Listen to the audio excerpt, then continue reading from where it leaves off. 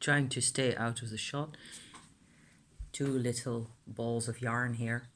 Homespun. Hi, it's Celine. Good morning. I am technically awake enough to talk about things. We'll see, you know. I did a lot of spinning, which I love, you know, and I missed it because it was so hot over the summer. It's impossible to work with. Finished a couple of these. Sorry, I need to, you know, drink. The things I've been thinking all week about wanting to do a witchy check-in of sorts, because I've got card things as well and Lunar Mansion things, and it's just, you know, as usual on this channel, it starts out with a mess and then it gradually becomes slightly less messy and weirder is my personal impression. So I'm working with my Halloween tarot as well. Again, these ones with the pumpkins. I just love that deck. It's innocent. I thought, actually, okay, so let me start off with that. We'll see how it turns out that what we're doing here exactly today. It's just a witchy check-in, okay? So my things. Things that I want to share. A couple of things. I've always thought that the Halloween tarot cards would be like an inner child kind of a thing, and it turns out it isn't really. This little spread, I actually put it on Facebook just now on the Supportive Tarot Facebook group where I'm a member, and I don't know, it's weird for me that cute and inner child for me does not go together, it turns out. I'm just finding this out as I sit here and talk to you. Because for lots of people, I think, or at least maybe it's the assumption, that cute decks, so a bit like this, I don't know, what's cute? Here's a death card, okay? Harmless. This isn't necessarily super because of all the orange and the elements that are still, you know, it's still kind of creepy because Halloween, duh, it's got to be creepy somehow. Hanged Man, this one. Justice, the big rubber gloves, you know, that kind of thing. It's not necessarily completely harmless, and there are lots of decks out there that are even less harmful, less scary than this one. There's also tons of decks that are way over the other side, which I tend to be squeamish about. I don't really enjoy the blood and the gore and all that stuff. No. So I've thought, because of the orange has always been a favourite colour of mine when I was a small kid, certainly. And it's appealing, and it's somehow, well, I suppose what really happens for me here in terms of inner child thing, I've been trying to find either work with cards or other approaches, like, for example, drawing with my left hand, where I'm normally right-handed, you know, has been really powerful for me to get access to layers of my psyche, layers of my personality that have been hidden for basically half a century. Yes, it is all of 50 years. It is, really. So, because each time I do something like that, it feels awesome. It just is the most beautiful. Paying attention to these kinds of parts of myself and inviting them to become part of my life again, where a lot of what that part of me, I suppose it's one part really, carries is a lot less rational. The focus on life, I notice, is really different from this brainy part, you know, the grown-up adult parts. The way my inner child thinks is very different from what I, you know, tend to think, which by itself is like what's going on, you know? So I found another deck, and it's this one. It's, I don't suppose you'll be able to tell. It is the Circle of Life Tarot, and it is another round deck that it wasn't thrifted really. It's, you have, sometimes you can have these shops that have been around for a very long time, and they basically have an old collection sitting either, in this case it was the basement, you know, because they've taken it out, they've taken this part of their collection out of the regular shop area and stuck it in the basement. I knew they would have some left, and they asked, and they were willing to, you know, go to the basement and get me more of this stuff. And that's how I got my Daughters of the Moon tarot, which I also showed a couple of weeks ago, as well as an animal card deck, which is also sitting here, that I personally don't use so much. I suppose it would be possible for somebody to have an inner child kind of a vibe going on with either of those decks, although the Daughters of the Moon, I assume, would be actually more of a grown-up kind of a vibe. In general, I really don't think you can tell beforehand.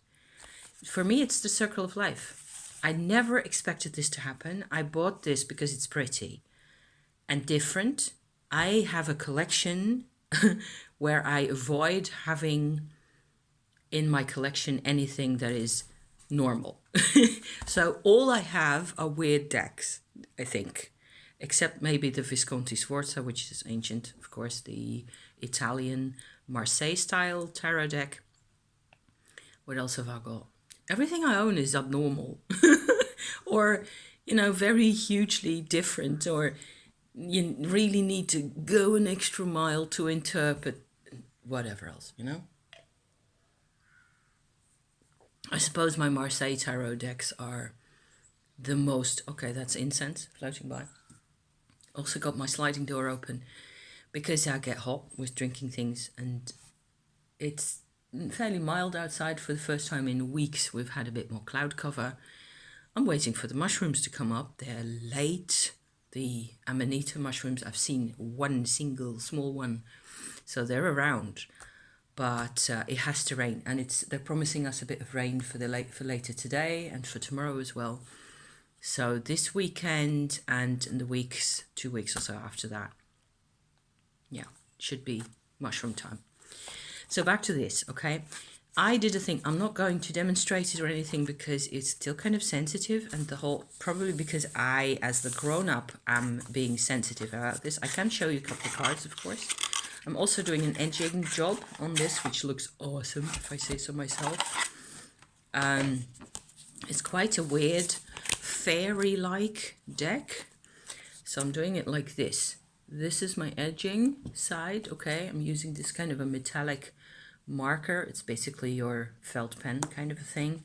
You have to be a bit careful because it's just the point. It's just like so, you know? So not a Sharpie. And you can still go, if you're going carefully enough, you can just go like this around the side and it will work. And occasionally you get a little slide over the surface of the image like that, and you can just wipe it off immediately because it's got some kind of lamination. These cards have a lot of detail to them, and they're very weird. They're very animal based. There's all sorts of animal activity in there. Yeah, this is a fairly clear one. This is actually a 7 of Pentacles, like a basket of eggs, and there's this person sitting there, which is the 7th egg, or you're supposed to understand, but there's also candles on top of the eggs. Very different, okay? There's a 3 of Wands here, very fairy-like, but not in easy to digest kind of a way, I think. I think they're supposed to be... I suppose I should really read up a bit more on the background of the makers of this, you know, who made the illustrations and so on and so forth. Here we have a 7 of Wands, which is kind of the defensive posture that we're used to from right away, like so. I really like the landscapey, watercolory kind of nature of this. Here's the strength card. Plus it's a round deck. So I wanted round decks for a while and I didn't have any, and suddenly I have two. So very different ones, really amazing. And I at first started working with the Daughters of the Moon, and I've used the Daughters of the Moon in combination with my Thoth Tarot over the past month or so, very regularly. So I tend to pull as many cards as I want from this one and another vintage from the same shop, you know, same basement. A couple of those, and then this is my edged version of the Daughters of the Moon card. There's a 5 of Wands in that one. Also atmospheric and landscapey. I would say that probably the circular surface, work surface for a painter or an illustrator in this kind of a thing sort of invites everybody to look at things in a more landscape-like manner. Somehow you get all sorts of, it gets very dynamic, which is something they say also in the book to the Daughters of the Moon, that it really, but it's got a lot of, this one has got a lot of detail, fine detail, and the Daughters of the Moon much less so. And somehow last week, when was it? Monday? Maybe Monday, recently, a couple of days ago, I'd gone into my normal work routine twice a week or so, not every day because too many cards, okay? I can have too many cards in my life at some point. So twice a week, thereabouts, unless there's something coming up and I need to do more or differently, I will pull a few Thoth cards, and even though they're also kind of emotional, I suppose, because all tarot is emotional to me anyway, I will pull a couple of Daughters of the Moon cards, or maybe just one. And then I felt like I was going into this whole mode where I notice, and this may happen to you as well, which is why I'm going into this, okay? That you have a life, basically, where your inner child doesn't really have a voice, or not enough of a voice, or you somehow have had experiences, also recently, where you feel the need, okay, to contact an inner side of yourself, a child version of yourself, and it has kind of gone dumb a bit. It's sort of muted. That happens to me, okay? And especially when I have had phases in my life where there have been problems or interactions with people, things have been messy, things have been painful, you know, I've tried to man up about things, woman up, you know, be strong, be the lioness, be whatever else. And then there's this child side of mine that has a lot of sensitivity, but especially a completely different perspective on things. That what I see nowadays, basically what's happened to me, is that I was born, okay? I started growing as a kid. And as a kid, you go through a phase of whatever length, a couple of years at least, 6 years, 7 years, at least, I think, where you're in this child mode, okay? Rationality is not really part of it. That happens later. Cause and effect isn't really part of it, which makes for grown-ups to call us magical thinkers at the time. I don't think that's what we are necessarily, not always. It's just that we have a very wide perspective and everything can apply to everything. And we have a less of a sense that cause and effect always have to be your way of looking, your way of understanding the world. The world isn't always about cause and effect. It doesn't have to be. The world can be about anything.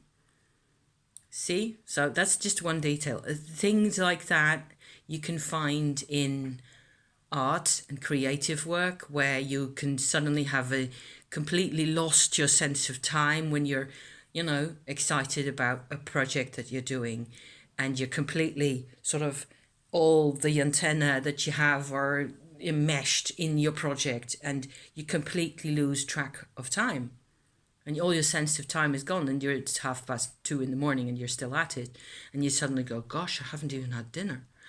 That doesn't really happen to me a lot of times, but because I abandoned the childlike version very soon.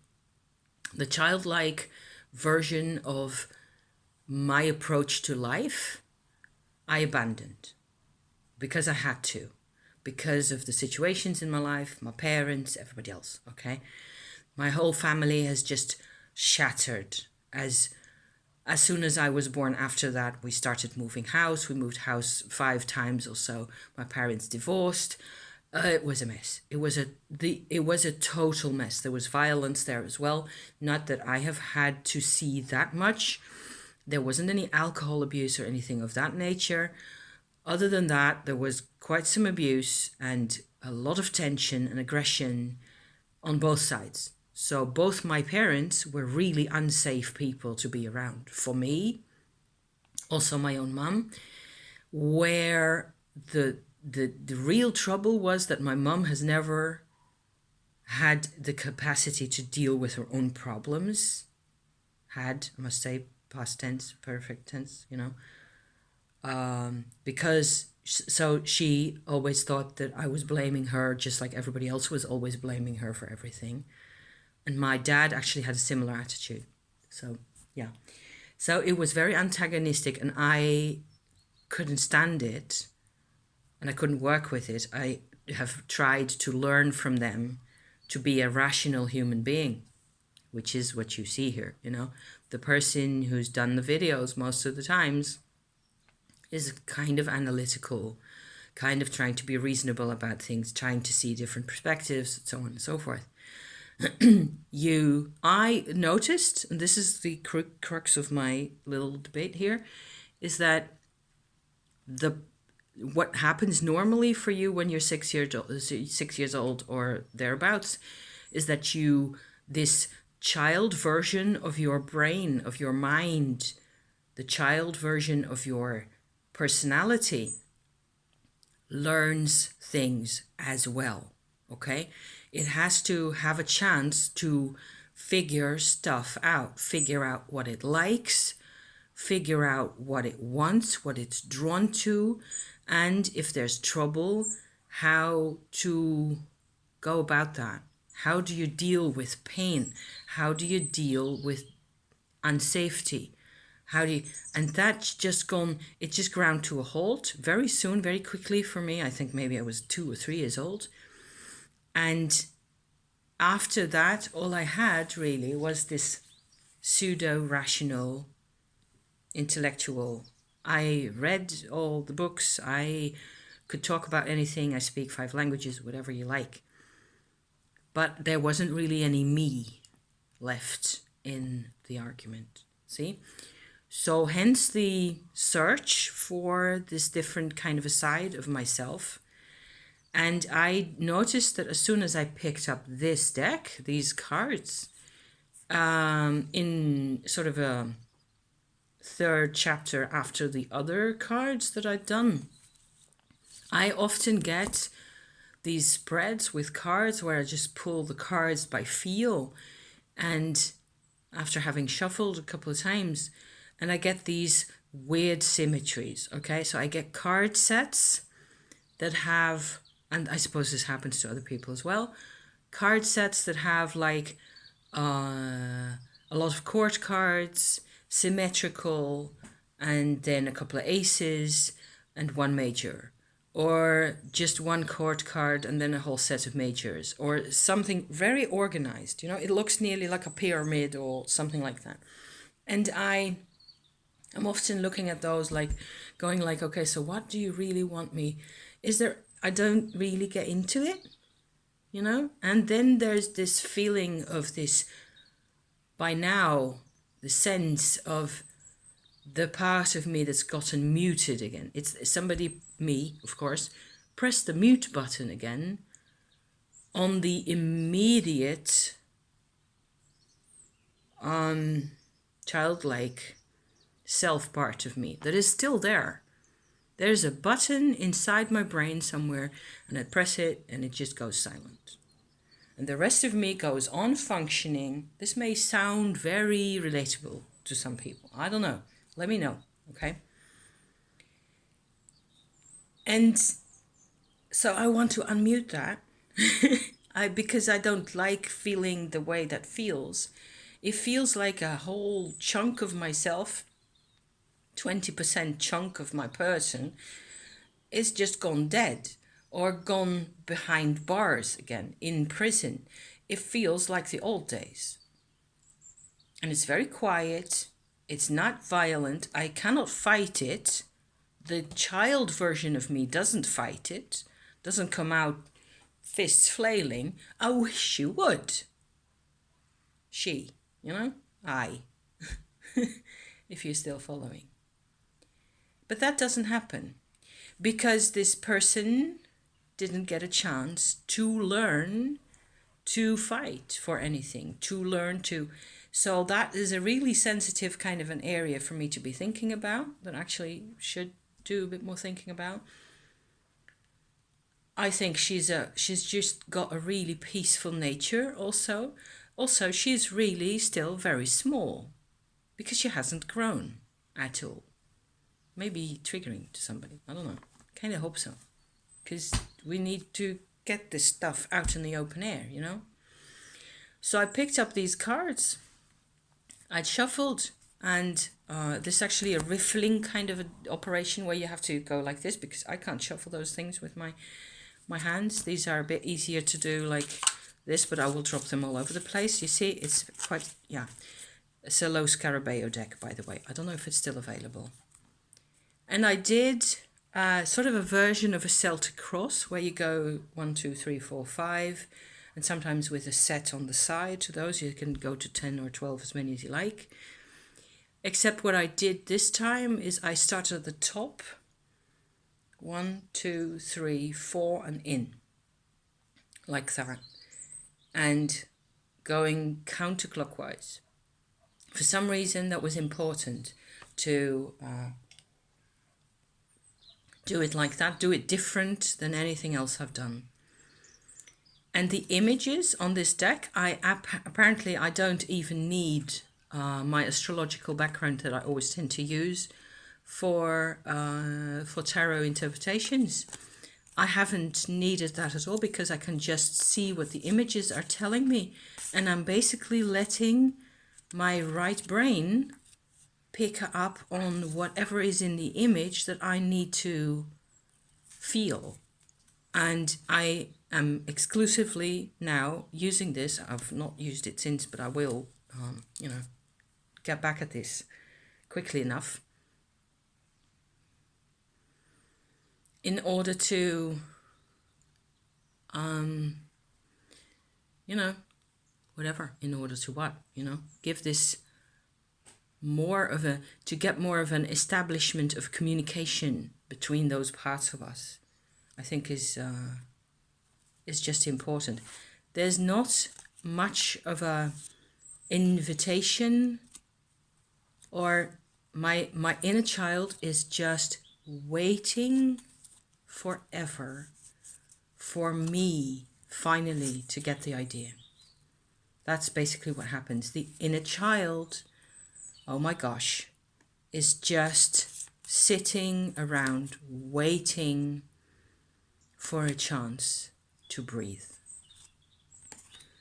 And so I think it would be pretty cool if we actually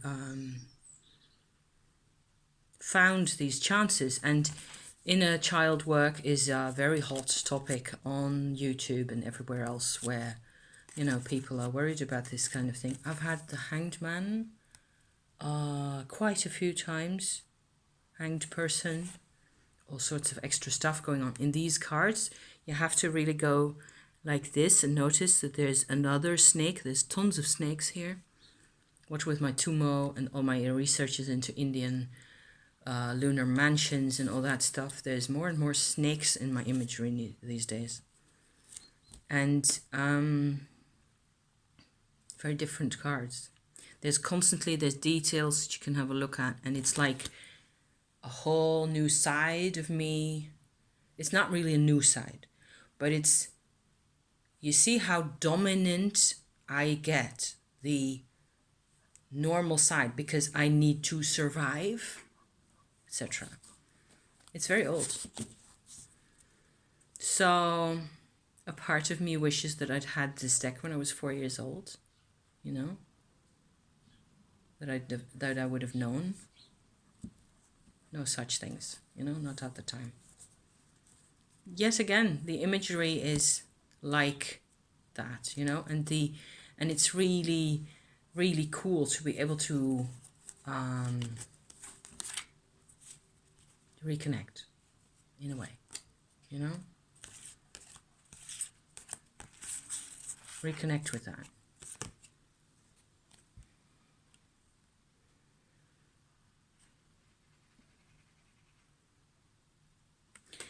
Three of Swords, very much an sort of an equal fight going on. Much more of a fight than you tend to see in the Three of Swords normally, in a Rider-Waite version, for example. So, very different, very much left-handed, right brain, non-linear, all that stuff, you know? And the good thing about this, the awesome thing about this, is that once I had my whole spread done with my inner child set in there, I left it out on the table for half the day or so, and I could really feel the difference inside me. I went about hoovering the house, and I went shopping, and I did all sorts of things. I was really active. I've done a lot of spinning. I've got a new volunteer job that's coming on the internet, which is like yay, because that means I'm actually involved and connected outside my house to an organization that I'll be talking about that, you know, sometime else soon, probably as soon as it's actually up and running, because we're still in the middle of registration and things. But I've wanted that. I've felt like all sorts of things happening all of a sudden. Not because I did those cards, but I am different if I do all these types of work.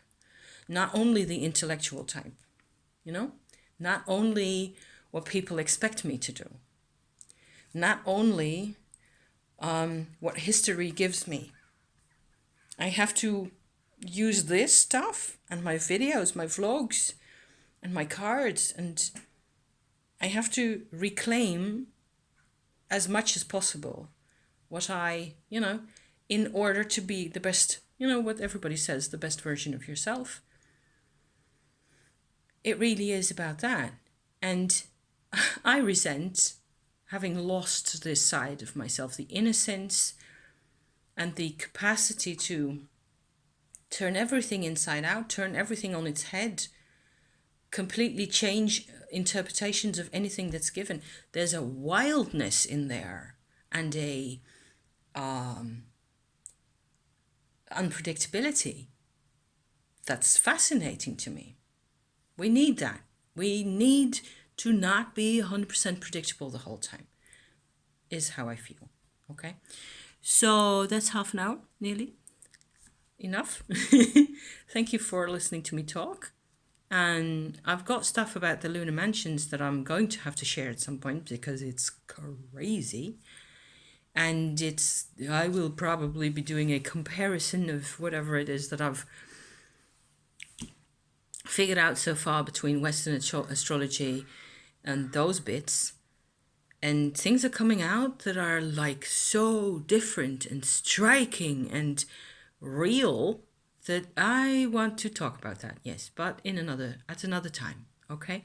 Thank you for watching. I love you to pieces.